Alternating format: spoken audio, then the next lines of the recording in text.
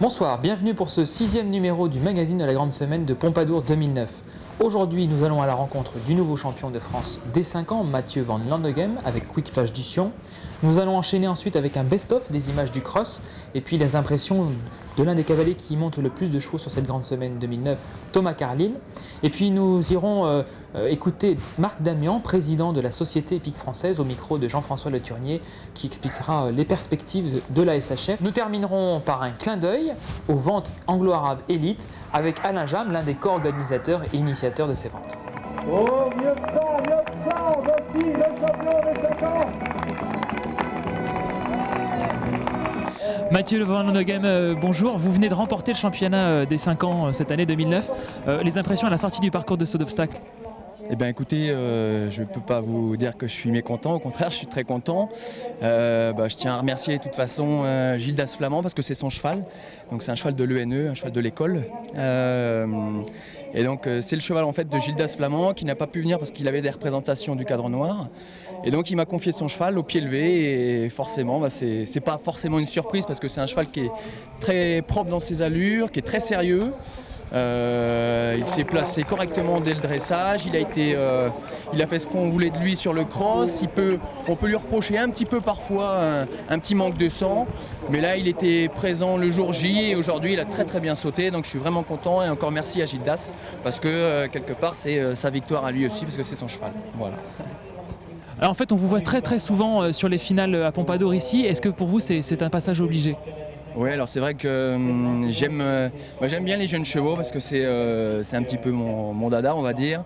L'aspect formation du jeune cheval et le suivi en fait durant les 3 années de formation est quelque chose qui me plaît vraiment parce que quand on commence un poulain, du débourrage avant ses 4 ans, en fin de 3 ans et qu'on arrive à l'amener jusqu'au final, forcément c'est un petit peu une petite reconnaissance pour tout le monde et j'ai toujours à cœur d'essayer de bien faire en tout cas, du mieux que je peux, parce que même pour les éleveurs, mon papa étant éleveur, c'est vrai que c'est forcément pour l'éleveur aussi une reconnaissance de voir ses chevaux à la finale.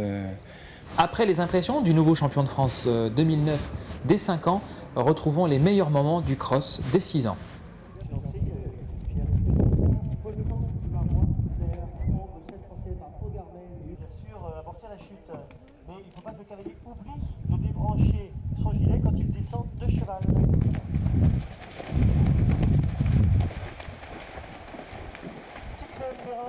Donc sur cette délicate sur la boule panoramique qui sont maintenant à l'entrée du Guessotis, tandis que Pao Zocel nous guide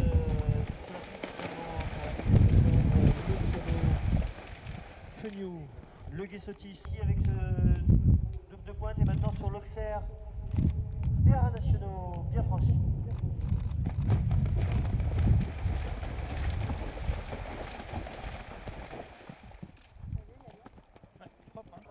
Qui s'est équipé du gilet airbag aiguisage lors de l'obstacle de l'écran floral.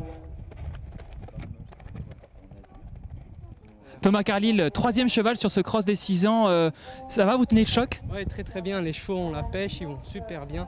Les 3 premiers ont vraiment très bien couru. Le cross est super agréable, très massif. Les chevaux prennent un vrai plaisir à galoper ici, le sol est bon et c'est un vrai plaisir, oui. Les chevaux vont super bien. La Société Hippique Française vit actuellement une évolution relativement importante avec un changement de ses statuts. Son président, Marc Damian, est présent sur la Grande Semaine de Pompadour. Il était au micro de Jean-François Le Turnier.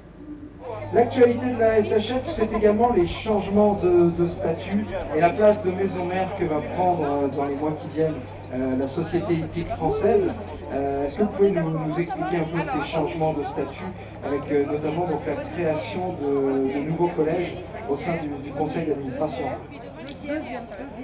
Oui, la filière cheval, vous la connaissez, c'est une filière éclatée depuis toujours.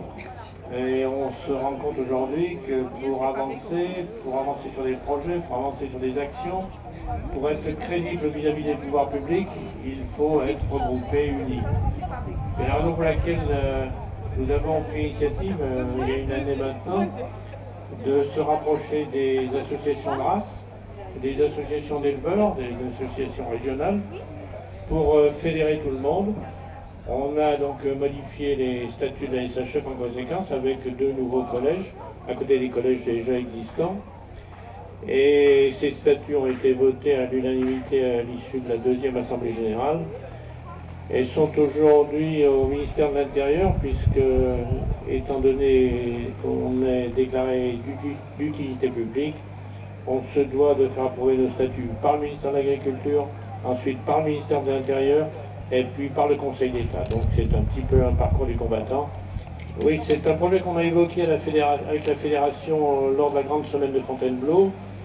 Je pense que pour la première fois, la France aura les Jeux équestres mondiaux en 2014, en Normandie en plus, dans un grand pays d'élevage, en France qui est une grande nation d'élevage. Donc j'ai proposé avec Christian Paillot, qui est chargé de l'international à la Fédération, de bâtir un projet que l'on soumettra à la FEI et à la Fédération et puis à la SHF.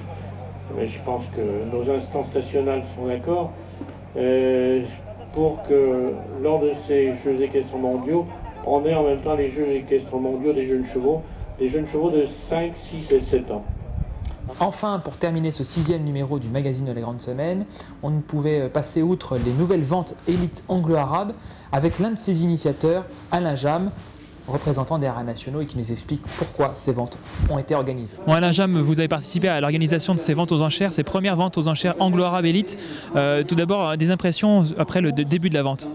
Alors pour le moment, le marché est un petit peu frileux, ça démarre. Bon, ça révèle un petit peu la situation actuelle, mais bon, des chevaux qui se vendent entre 7 et 8 000 euros, c'est encore des prix tout à fait corrects, et pour le moment, il y a lieu d'être satisfait. Ce qu'on espère, c'est qu'il y en aura beaucoup de vendus.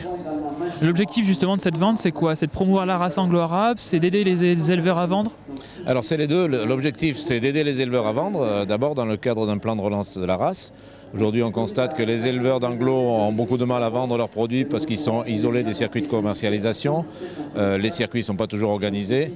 Donc cette vente est une vente faite par un syndicat d'élevage, enfin par une association d'éleveurs, au service des éleveurs. Donc c'est une vente faite pour les aider à commercialiser leur production. Et c'est aussi une vente faite pour promouvoir la race, bien sûr. À quel niveau justement le partenariat se situe entre les haras nationaux qui ont largement participé à l'organisation et l'association de race?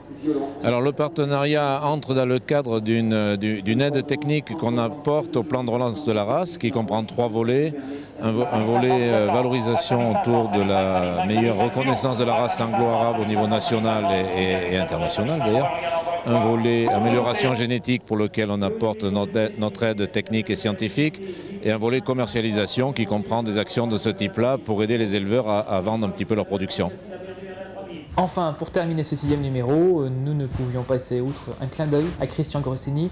Christian Grossini, le président de la Fédération des éleveurs du Limousin, l'un des principaux acteurs de cette grande semaine de Pompadour, qui s'est vu remettre des mains de Xavier Guibert, membre des haras nationaux, le titre de chevalier du mérite agricole.